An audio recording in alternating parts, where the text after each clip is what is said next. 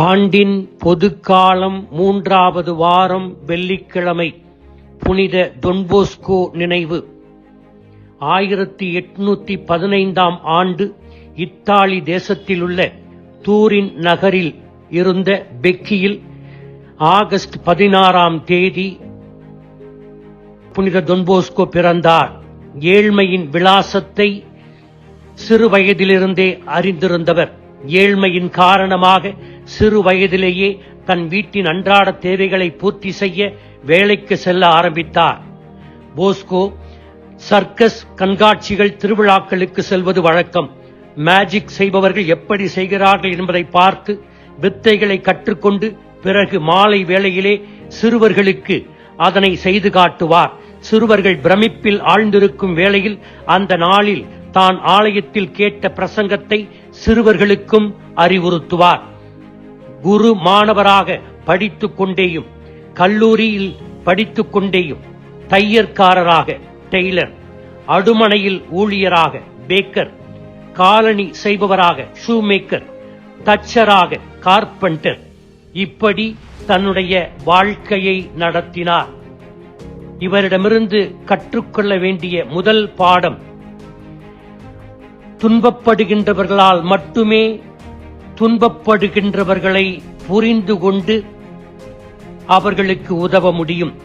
France தேசத்தில் பஞ்சம் தலைவிரித்தாடிய போது அமைச்சன் அந்த பிரான்ஸ் நாட்டு அரசியிடம் போய் சொன்னான், மக்கள் ரொட்டி துண்டுக்காக கஷ்டப்பட்டுக் கொண்டிருக்கிறார்கள். அப்போது அந்த அரசி சொன்னார், if they don't have bread, let them eat cake. ரொட்டி துண்டே மக்களுடைய உணவு என்று அறியாத ஒரு மேதாவிதான் இந்த அரசி. ஏழைகளை புரிந்து கொள்ள முடியாது. ஆனால் இவர் ஏழ்மையை புரிந்து கொண்டதால், ஏழைகளை அறிந்து கொண்டதால், ஏழை பதின்ம சிறுவர்களை பார்த்து அவர்கள் பால் அவர் ஈர்க்கப்பட்டார்.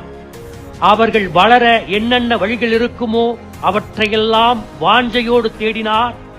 அவர்களோடு வழி நடந்தார். அவர் துன்புற்ற வேளையில் அவர்களோடு இணைந்து அழுதார். இதுதான் இன்று நமது திருத்தந்தை பிரான்சிஸ் அவர்கள் முன்னிறுத்தும் கூட்டு ஒருங்கியக்க திரு அவை. இந்த சினடல் சர்ச்சை 19ஆம் நூற்றாண்டிலேயே வாழ்ந்து காட்டியவர் புனித டொன்போஸ்கோ. புனித டொன்போஸ்கோ குருவாக திருநிலைப்படுத்தப்பட்ட போது இறையியல் பாடங்கள் எதுவுமே படிக்காத அவருடைய தாய் ஒரு இறையியல் ஞானத்தை அவருக்கு சொன்னார். மகனே, இன்றிலிருந்து நீ துன்புறத் தொடங்குவாய் என்று சொல்லி வாழ்வின் யதார்த்தத்தை தன் மகனுக்கு வலியுறுத்தினார். துன்பத்தை தன் வாழ்க்கை யதார்த்தத்தில் அங்கீகரிக்காத ஒருவனுடைய வாழ்வு சரியான திசையில் செல்லவில்லை என்று அர்த்தம். இது அவருடைய தாய் தன் மகனுக்கு இறைவாக்காக உரைத்தது. வாழ்க்கை சரியான திசையில் செல்கிறது என்பதற்கு மிகச்சிறந்த அடையாளம் துன்பமே. புனித ஜான் போஸ்கோவை போல யதார்த்தத்தை மனித பார்வையிலும் கடவுளின் பார்வையிலும் நாம் காண நமக்கு துணிவு வேண்டும். அதில் வரும் துன்பத்தை ஏற்கும் மன உறுதியும் வேண்டும்.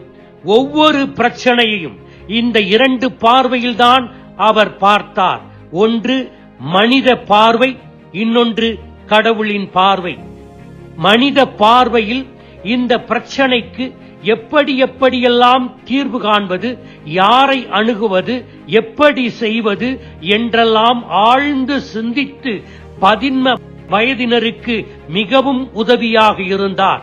கடவுளின் பார்வையில் அவர்களுடைய தேவைகளை கடவுளிடம் சொல்லி, இவர்களுடைய நிலை அவல நிலையாக இருக்கிறது என்று சொல்லி, ஆண்டவரே, இவர்களுக்கு நான் ஏதாவது செய்தாக நீர் எனக்கு உதவும் என்று சொல்லுவார். எனவே அவர் கற்றுக் கொடுக்கின்ற 2வது பாடம், நாம் ஒவ்வொருவரையும் ஒவ்வொரு பிரச்சனையையும் மனித பார்வையில் அணுக வேண்டும், கடவுளின் பார்வையிலும் பார்க்க வேண்டும். அதற்கு புனித டொன்போஸ்கோ சொல்வது கடவுளின் பார்வையில் பார்க்க வேண்டுமென்றால் அதிகமான நேரத்தை நற்கருணை நாதருடைய பாதத்தில் அமர்ந்து ஜெபிக்க வேண்டும். இதற்கு வேறு மாற்று இல்லை என்று சொல்வார்.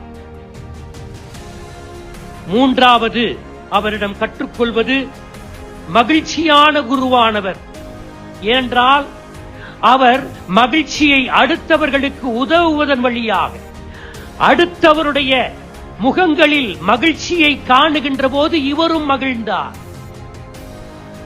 ஆனால் இந்த மகிழ்ச்சியை அவர்களுக்கு ஏற்படுத்துகின்ற போது அவருக்கு துன்பம் வந்தது. துன்பம் ஏராளம் பல பக்கங்களில் இருந்து வந்தது. அந்த துன்பங்களை யதார்த்தமாக எதிர்கொண்டார். கடவுளிடம் அதனை ஒப்படைத்தார். துன்பத்தின் மத்தியில் அவர் மகிழ்ச்சியோடு வாழ்ந்தார். எனவே நம்முடைய இன்றைய விழாநாயகர் அறிவுறுத்துகின்ற 3 காரியங்கள். 1, ஏழ்மை அனுபவம் உள்ளவனுக்கு மட்டுமே ஏழைகளை புரிந்து கொள்ளும் மனப்பக்குவம் இருக்கும். அது போஸ்கோவிடம் இருந்தது. 2, ஒவ்வொரு மனிதரையும் பிரச்சனையையும் 2 கண் கொண்டு பார்க்க வேண்டும். 1 மனித பார்வை, 2 கடவுள் பார்வை.